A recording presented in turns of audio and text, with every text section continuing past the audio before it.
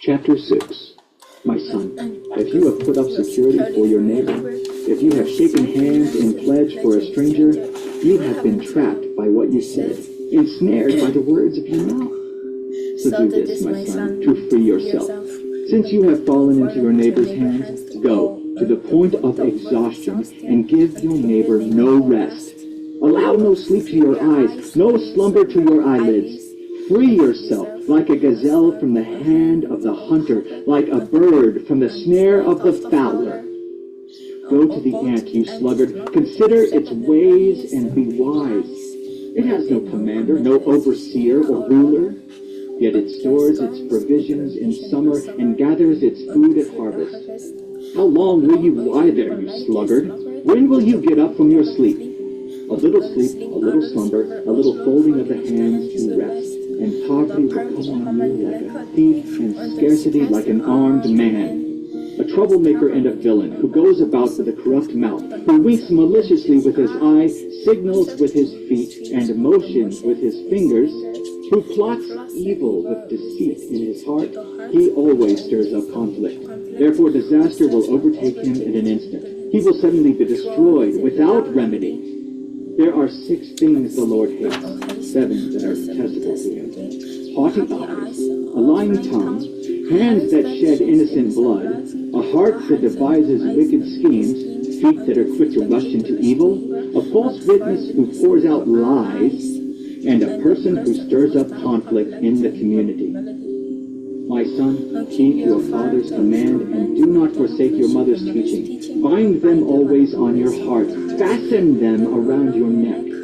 When you walk, they will guide you. When you sleep, they will watch over you. When you awake, they will speak to you. For this command is a lamp, this teaching is a light, and correction and instruction are the way to life, keeping you from your neighbor's wife, from the smooth talk of a wayward woman.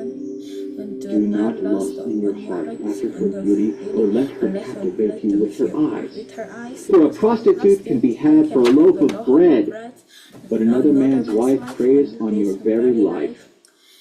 Can a man scoop fire into his lap without his clothes being burned? Can a man walk on hot coals without his feet being scorched?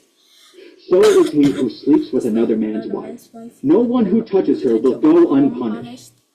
People do not despise a thief if he steals to satisfy his hunger when he is starving. Yet if he is caught, he must pay 7-fold, though it cost him all the wealth of his house. But a man who commits adultery has no sense. Whoever does so destroys himself. Blows and disgrace are his lot, and his shame will never be wiped away. For jealousy arouses a husband's fury, and he will show no mercy when he takes revenge. He will not accept any compensation. He will refuse a bribe, however great it is. Chapter 7. My son, keep my words, and store up my commands within you. Keep my commands, and you will live. Guard my teachings as the apple of your eye. Bind them on your fingers. Write them on the tablet of your heart. Say to wisdom, you are my sister, and to insight, you are my relative. They will keep you from the adulterous woman, from the wayward woman with her seductive words. At the window of my house, I looked down through the lattice. I saw among the simple, I noticed among the young men, a youth who had no sense. He was going down the street near her corner, walking along in the direction of her house at twilight, as the day was fading, as the dark of night set in. Then out came a woman to meet him, dressed like a prostitute and with crafty intent. She is unruly and defiant. Her feet never stay at home. Now in the street, now in the squares, at every corner, she lurks. She took hold of him and kissed him, and with a brazen face she said, "Today I fulfilled my vows, and I have food for my fellowship offering at home. So I came out to meet you. I looked for you and have found you. I have covered my bed with colored linens from Egypt. I have perfumed my bed with myrrh, aloes, and cinnamon. Come, let's drink deeply of love till morning. Let's enjoy ourselves with love.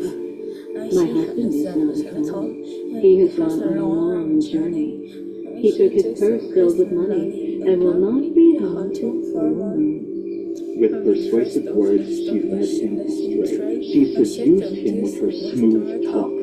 All at once he followed her like an ox going to the slaughter, like a deer stepping into a noose till an arrow pierces his liver, like a bird darting into a snare, little knowing it will cost him his life. Now then, my sons, listen to me. Pay attention to what I say. Do not let your heart turn to her ways or stray into her paths.